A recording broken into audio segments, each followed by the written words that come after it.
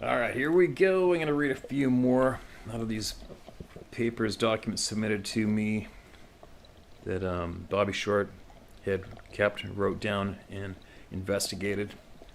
And just so you know, there's a lot of Bobby's writing here where she's pretty adamant that these beings do not have any abilities to do what people call cloaking or mind speak or infrasound and or disappearing or all those other the weird skills that thousands of people are reporting.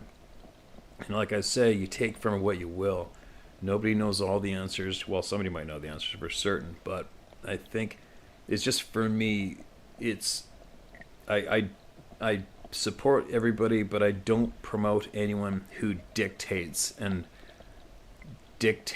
no, there's no way they do this or do that or do this or that. That's not the right way to do it.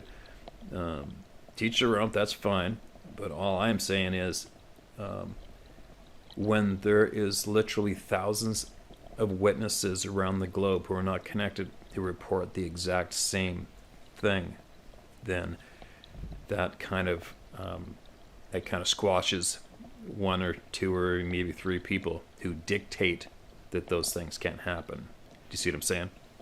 And there's a lot of people who want to believe that these beings are just like us and they can't disappear and they can't mind speak and they don't have all these abnormal supernatural skills, and they just don't want to hear that. They want to prove it. It's not true. But the unfortunate part of that argument is you cannot deny tens of thousands of eyewitnesses. You just can't. It's not possible. So anyway, I decided to throw that in there. Everybody has a voice, everybody has theories, but to caution everyone when it comes to dictating to the world what can or can't be, that at this stage of the game, for me, there isn't anyone who qualifies to be able to do that. So that's why I keep saying, just take from it what you will. If there's nothing here for you, then carry on. It's no big deal. It's free and it's painless. All right? But somewhere along the road, some of this or much of this is going to resonate with somebody out there. Now listen to this. 1951 Georgia shooting. During a 3-hour-long distance telephone conversation with the late Romana Clark Hibner back in the 1990s, she mentioned she had in her possession a report of a Sasquatch shooting near Boston in the Thomas County, Georgia, that occurred in 1951. Ramona told me that the informant, a woman and her husband, had gone outside because their dogs were barking. They observed a giant man described as upright and covered with hair in excess of 500 pounds. It was cornered by the dogs on the front porch. Her husband shot at it, and it leapt or fell off the porch. Additionally, the woman told Ramona that her stepfather found a single 20-inch long footprint outside his cabin the morning after. He calculated his height at 7 feet. My notes indicate that at the time I spoke with Ramona, we both viewed her original interpretation of the Thomas County, Georgia situation with some skepticism. In Florida and in some southern communities of Georgia, the Sasquatch is called a skunk ape. Its references the intolerable smell like that of a skunk. Other names used in the Georgia are woolly booger, and the Happy Valley horror, which is jargon associated with Bigfoot in Coweta County, Georgia. Alright, so what she's doing here is Bobby's listing all of the shooting reports and incidents she could find of actual shootings of these beings. 1977 Florida shots fired. Ramona remarked that it tends to be a familiar theme that informants fire a single shot or two at Sasquatch intruders. The dubious reports are those where there is no follow-up of any kind of the shootings. She mused, Doesn't anyone empty the rifles, reload, and fire again on these creatures? And she told me about this case. Late one night in Lee County, a resident in rural Buckingham reported spotting a booger and said 7 shots were fired at the animal but seemingly failed to affect it. Leon Woodward said the 12-year-old son of his neighbor, Jose Negrod, called him after the boy saw a wild-looking hairy man at the window of his home in a wooded area of rural eastern Fort Myers. 1977, some 36 years ago at this writing. His father was away and the boy was alone at his home on the then unpaved Drawdy Road. Drawdy Road. Woodward said the same home was broken into Wednesday night before this, although he didn't think the break-in was related to the Booger sighting, but no one was sure. According to Ramona's witness description, the creature stood nearly 8 feet tall on 2 legs, making no noise as it ran away. Later, the men found the creature again, and his neighbor fired 7 rounds from a .22 rifle at a distance of about 25 feet. I know we hit him because you could hear the sound of the bullets hitting him, he said. Maybe it takes more than a .22 caliber round to penetrate their thick hide. Woodward said the creature started toward them and then fled in the opposite direction. He walked on 2 legs and smelled like burnt sulfur. In the end, Woodward called the Lee County Sheriff's Department twice, but deputies said there was nothing found at the Buckingham home on either visit. Woodward said Negrod continued to search the woods for the beast. The late Ramona Clark, Hibner, Florida. A .22. You know what? A .22 doesn't do much to much of anything over 100 pounds. Sometimes less, right? That's, I don't know what's going through your head if you're even going to think about pointing a .22 at anything that large and start teeing off. I know I wouldn't, but onward. Shots fired, no physical reaction. I have 2 accounts in my data of shots fired with no apparent physical reaction shown by the Sasquatch.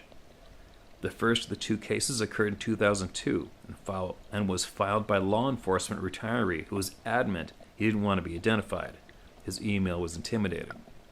Late at night and close to retiring after a day's hunt, the informant was in the windowless hunting shack somewhere off Idaho's Highway 21. Unable to see out, he kept hearing something walking around outside, even brushing up again the walls of the dilapidated shack. There was, he said, intense rustling on fallen leaf matter on the ground. Thinking bear, he shoved aside his rifle and reached for his handgun, which was a Glock 31. He eased back from the front door and stepped out onto the stoop and waited for his eyes to adjust to the moonlight. A giant figure walked into view. It startled the man so badly he jumped back against the door, raised his Glock, and inadvertently fired 3 shots, bam, bam, bam, into the enormous figure, which was only 15 feet from his door. The informant wrote, I know I hit the thing. I could hear the impact, and I heard the beast go, oomph. The damn thing stood there as I fired, and then his silhouette looked like he dropped down one knee and bent over. I could hear the thing breathe and make coughing noises. Then, just as fast, it got to its feet, straightened up, turned, and walked around back of the shack. I went back inside, found my flashlight, and went after it. When I got outside and around the back, it was nowhere to be seen, but I could hear the crunching of the leaf litter and knew the direction. I'm saying he, but I don't know if it was or not. There was a trail of blood, but I was by no means going to follow it alone in the dark. I waited until morning, then loaded up my handgun and rifle and went after it. There was a clear trail I followed for about 20 minutes to the river's edge, and then I lost it. At the water's edge were good-sized tracks of 3 different individuals that sunk into the sand. I quit following right there. That right there may have ended my hunting days. The second illustration occurred in 1974, a little farther back in history than I prefer to go. According to the report, 2 policemen fired at a man-like, hair-covered, 6-foot-tall, peeping Tom without any effect. The informant said that it had eyes that reflected like a cat's eyes.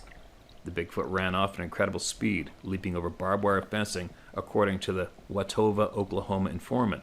Watauga is in Nowata County and has in their past quite a history of Sasquatch sightings.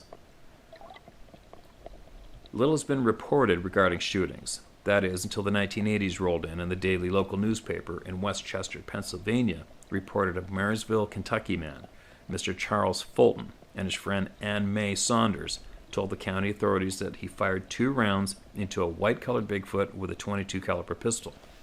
Apparently no sound was made as the Bigfoot loped off. None of the reports listed necessarily indicate that the bullets had no effect on the Sasquatch, but that was how certain elements of this research regarded the incident and under current began, they can't be killed. One email announced and another insisted, they don't die. But that isn't what the data shows. Thank goodness for the statistical count. According to the report filed, Mr. Fulton, with his family in their rural mountain home nestled in a heavily wooded area, watching television, when the Bigfoot began turning the knob on the back door. That alone is a creepy scenario. Fulton got up, reached for his pistol, and then went over to open up the front door. Standing there, he saw a 7-foot-tall creature covered in long hair. It was standing on 2 feet like a human, and its head was taller than the door frame, which was 6 foot 8 inches, according to Fulton. The article indicated that Fulton fired 2 rounds at point-blank range. It's hard to imagine the Sasquatch survived 2 .22 caliber rounds to the chest, although it may have taken a while for death to occur. Shot placement would determine how death progressed, and without medical intervention, death certainly occurred at some point. Yeah, I'd have to disagree with that myself personally, being very familiar with the 22, what it can do. I mean, there's been numerous grizzly bears and other game animals recovered from being harvested, and they've had multiple 22 rounds just sitting in the meat in their body. All right, you guys, just take note of that.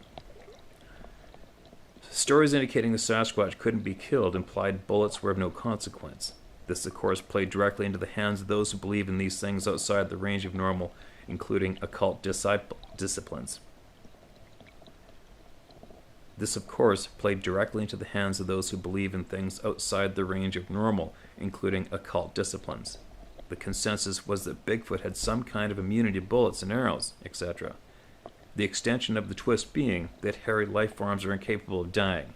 Seriously, we can fall back on the data, and it shows previously cited examples of shots fired and death occurring. I marvel at how some individuals rationalize such nonsense. Principally, the believers in such things unwittingly place the Sasquatch in a form of a deity. Place the Sasquatch in the form of a deity, forgetting that all living things die except pagan deities and God himself. One case in the data came from an interview with a Coos County, New Hampshire dairyman who declared that the wood devil his grandfather shot point blank in the chest actually dematerialized before his very eyes. My thought was, wow, what a concept. The physical body vanishing like that is a very dramatic concept to contemplate. I can see why people hold on to so much spectacular ideas. It's so like a 1950s retro ray gun movie. But isn't it true? But is it true? In reality, of course it's not true. If the Sasquatch is capable of becoming invisible, why do they hide behind trees to watch us? If they are capable of projecting debilitating infrasound, why don't they use it on the hunter when being shot at? Apparently, this next report didn't record any of those 2 behaviors. Alex Solinek, in Too Bizarre for Science, quote, listed a Victoria colonist report where the First Nation people between Union Bay and Comox, BC, using rifles, shot at what they thought was a bear digging on the beach. Surprised at the shot, the Sasquatch straightened up, yelled, and ran into the woods on 2 feet. The creature was digging clams. The article failed to mention if the round actually hit the creature. Earth-bound oxygenated life forms. New DNA techniques provide information that the human species interbred successfully with Neanderthals and undoubtedly with their cousins as yet undiscovered. If all that new understanding is even half true, there's no logic in any belief that humans, to include the Sasquatch, have exceptional capabilities beyond what you and I have. No magical capabilities. The human body is not physically built to withstand changes critical to the shape-shifting concept. Neither can the human body withstand G-forces without specialized garments, which puts the UFO Bigfoot connection theory in a bit of a jeopardy. The human body is physically adapted to being earth-bound.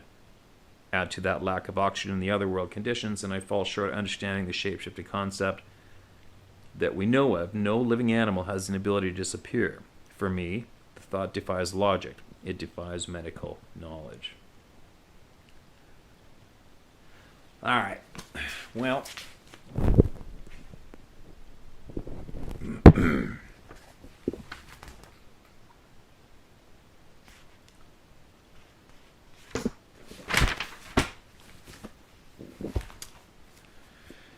I don't know. There's a lot of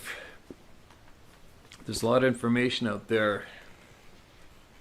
There's just a lot of information out there for very credible people that does swing to the direction that numerous beings, and who knows how many unknown beings are ripping around the planet today, right? Obviously, the the lost tribe, the tribe of the giants that decided to beat it and make haste for the woods and the remote areas and avoid us at all costs after seeing what happened to the other indigenous people of the land. There's no saying that's not true, okay? And they just might be just as solid and average human as we are today.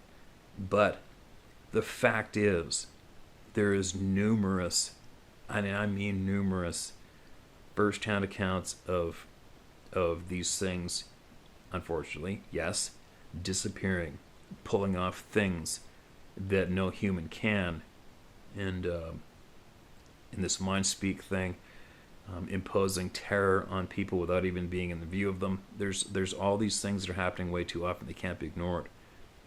And I understand the passion behind a lot of people who do not want to accept that as fact.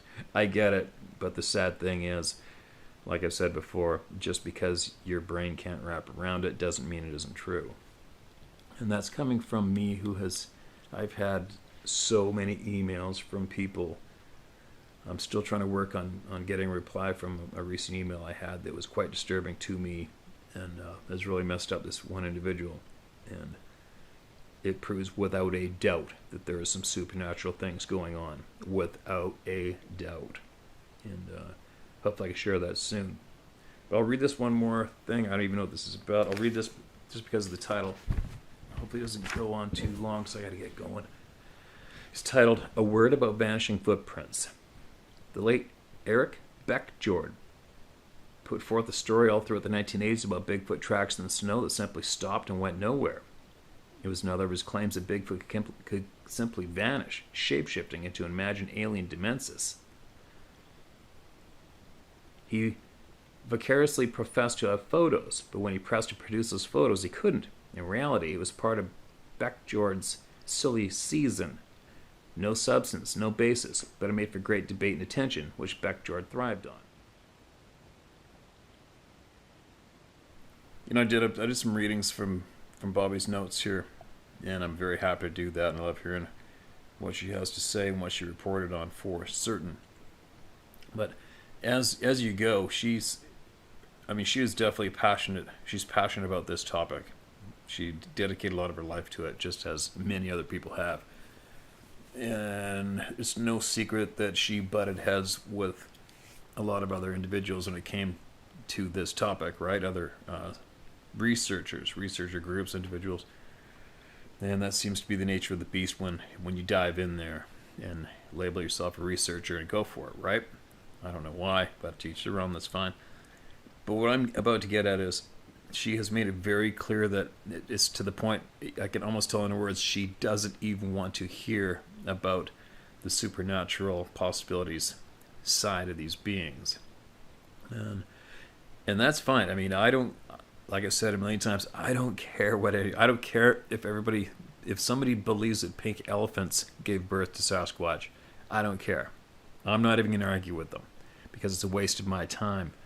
That's where everybody's screwing up. For some strange reason, certain individuals feel that they need to have other people jump on their bandwagon at all costs. And I don't know why. I honestly don't get it.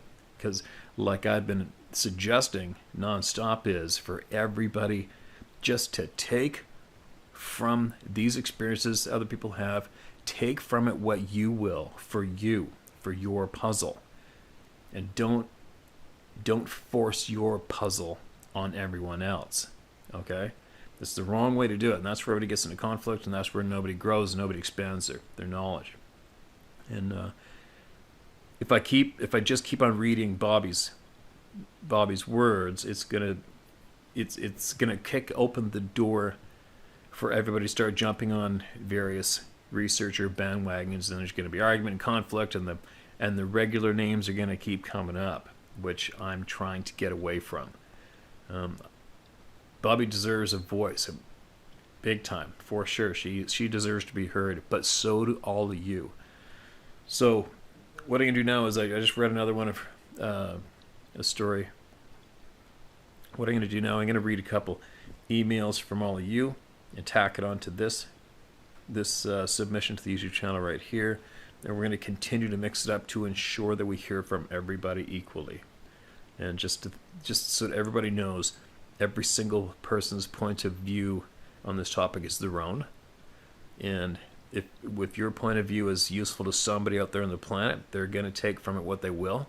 And if not, that's cool too. All right, do you see what I'm getting at? A little bit of a babble there, probably, but what do we got here? Steve, I hope you get this. Dear Steve. Hi, Steve. My husband Bob and I love your channel. I listen to you nightly or whenever you're on. We really appreciate your no BS approach to things, and we all agree about the moronic mindset of the government's attitude about Bigfoot and a zillion other things. Great minds think alike. You always have your support. You have my email and other info. If you close YouTube, please let us know where you go. Check out Mew. It's a good format. Anyway, I grew up being involved and surrounded by many things most would disbelieve and or scoff at. Like you, I never concern myself with the minds of sheeple. I've never been a follower, so I don't worry about the opinions of others. Just have to do my own thing. I'm also not an alarmist. I see many voice their inability to get over unexplained sounds or sightings, and well, I'll keep my opinions to myself, but frankly I cannot imagine the mindset. I'm not easily frightened, and my common sense is firmly rooted in a no BS attitude. Life is what you make it, so make it good. My first involvement with a Bigfoot was as a small child, about 5 years old. I'm assuming this, but it's a logical assumption. Anyway, I used to lay in the back window of my parents' car, and it was my favorite place to be on rides anywhere. There, I could lay and get lost in the stars and the clouds and the trees, whatever was outside the window. But this particular evening, I saw this really huge, hairy man run out behind our car and stand there looking as my dad stopped at a stop sign.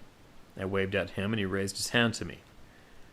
But my most intimate relationship with Bigfoot was between the age of 13 and a half and 17, when we lived out in the Ocala National Forest outside Ocala in Silver Springs, Florida.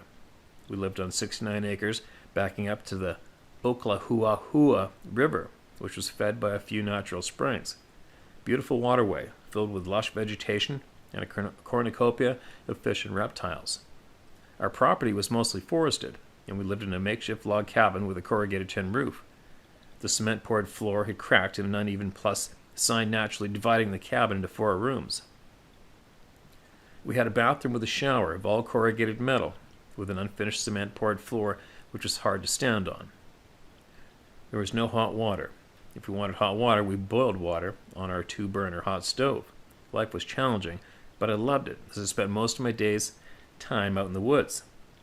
The cabin was nestled under a large oak, and there was another bigger one in the backyard. We had egg layers in a well-constructed chicken house, plus 4 other pet chickens that ran loose and 2 ducks, Donald and Daisy, of course, and 4 German shepherds and many, many cats. All the cats were dumped out in the forest, as were our dogs. I simply brought them home. There was a street light with a not-too-bright light a few feet from our cabin that created a circle of light in the entrance to our property, and my dad usually parked the car near it on the dirt/gravel road that bisected the property down almost to the river from the main dirt road that connected us to civilization. The perimeter of light almost reached the beginning of the forest, which had many unusual places all the way to the river. At night, I would sit outside in the car and or play around with the animals, but I learned early on that I was never alone. In the beginning, the dogs were wild whenever they came to the edge of the forest. I would walk down the road to about 15 to 20 feet off the forest line property and try to see what the dogs were so upset about, and that is when I got to see them. There was one really big Bigfoot, and there was a half dozen more and a few kids. They just stood there, and so did I. So as time passed, this became the norm. At least 3 to 5 times a week they came.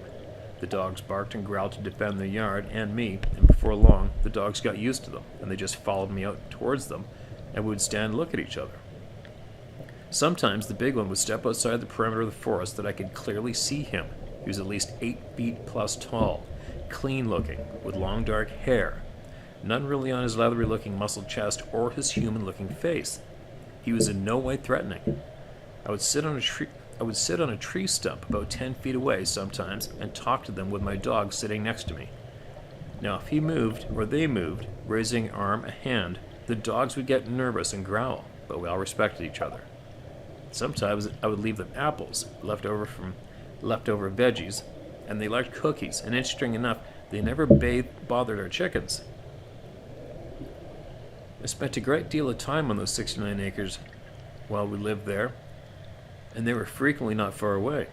I remember on one of my earlier forays into the forest heading down to the river, I found a makeshift structure a few feet from the river that was made from tree parts, big enough that I could enter. That is not saying much, as I was 4'11" at the time. There was a few items of towels and clothing that used to be on our clothesline, and we wondered where they had disappeared to. Now I knew. I left things as they were. It was not mine any longer, and I did not want to trespass. Anyway, I just thought I would share this with you. I have many other encounters and stories I can share another time. I have no problem with you sharing my name. I'm good for whatever I say, and I don't give a rat's patootie if anyone disbelieves me or dislikes my word. Be safe, Steve. We worry that someone may do you harm out there in the middle of BFE, Bum F Egypt, when you're alone. Blessings to you, Sarah and Macaroni. I'm sure he is romping happily in his heavenly pasture. Catherine Clow, a.k.a. Midget Queen. Well, that's quite the email, Catherine. Holy doodles. Kathy. Yeah, that's an absolutely amazing story. And I'm sure I'm speaking for everyone when I say this. We would love for you to email back with more. It would be super great if you even just emailed back with absolute detailed words of what all of these beings look like when you saw them standing there when you go on your walk. And what do they all do? Like, do you guys sit? Did they sit in a half circle? Were some sitting down, some standing, some leaning on a tree? Did they stand in a half circle or shoulder to shoulder facing you? Like, paint us that picture. That'd be interesting. It'd be interesting to have that scene painted for our eyes so we could picture it. And the different looks of each individual, and if they spoke with each other, that'd be really, really interesting to hear that. What color the hair was, how long it was, who was the most muscular build, who seemed the most friendly eyes, or the cold eyes, or whatever, right? Anything you could possibly get across to a lot of the people out here listening, because I'm sure they would be quite curious. But anyway, so there you go. I will be back with more. I'm getting close to... Yeah, I've just got a whole pile on the go. And we're going to be moving shortly. And that is going to be one hell of an undertaking, I'll tell you what. But, yeah, so there you go. Everybody be safe out there. And if you want to get something off your chest or share it with the world, you can do it here at tellmystoryhowtohunt.com or share my story at howtohunt.com. And it will be gotten to eventually, without a doubt. Be safe out there.